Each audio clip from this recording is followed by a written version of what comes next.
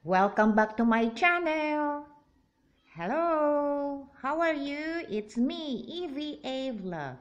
Ingat-ingat sa lahat. Ang COVID-19 is still on air. Keep safe, everyone! Come with me here at Mall of Asia. I'm going to give you a walk tour.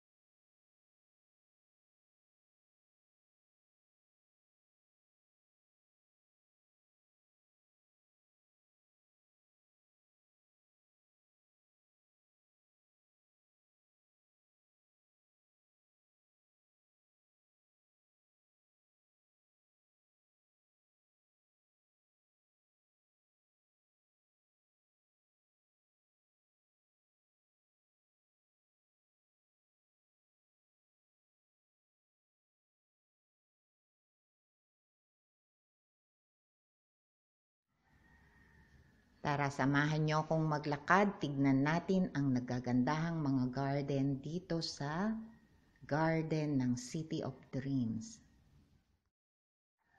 Ang MOA o tinatawag nating Mall of Asia ay located dito sa Parañaque City. Ang Mall of Asia, Parañaque ay katabi lang ng Baclaran. Ang Baclaran Church ay nasa kanan at ang Mall of Asia ay nasa kaliwa kung ikaw ay nakatayo papunta ng EDSA. At sa bandang likuran mo, kung titignan mo, yan ay papunta ng Cavite.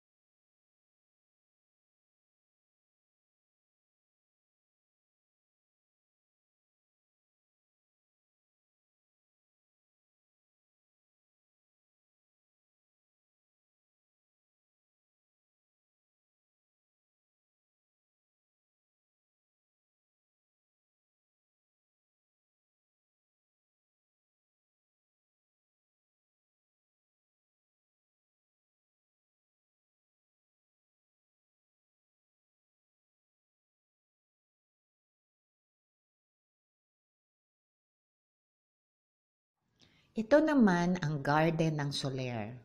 Tara, samahan niyo akong mag-plant hunting.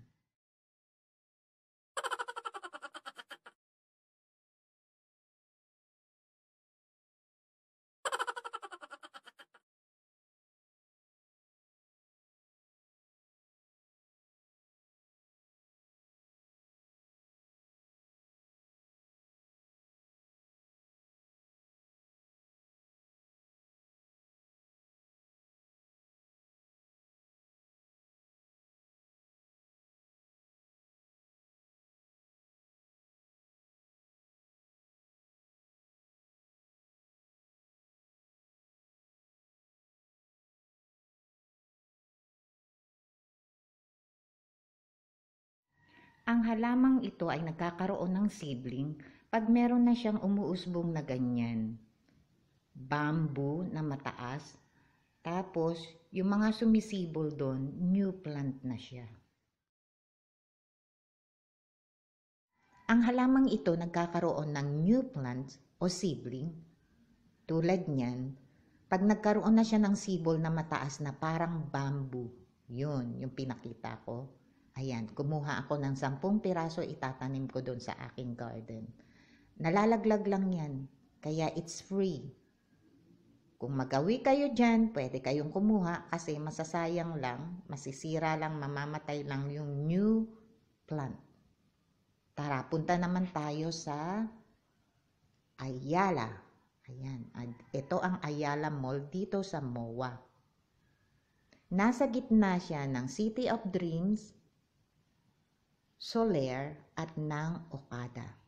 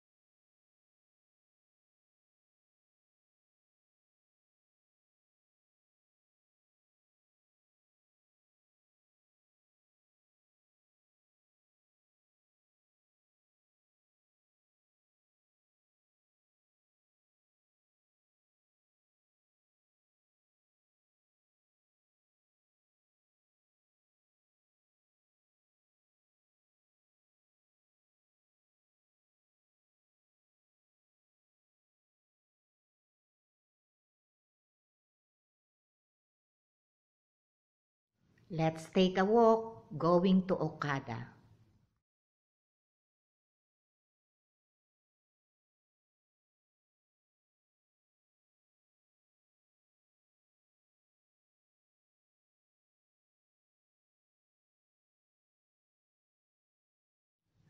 From Soler, punta naman tayo sa Okada.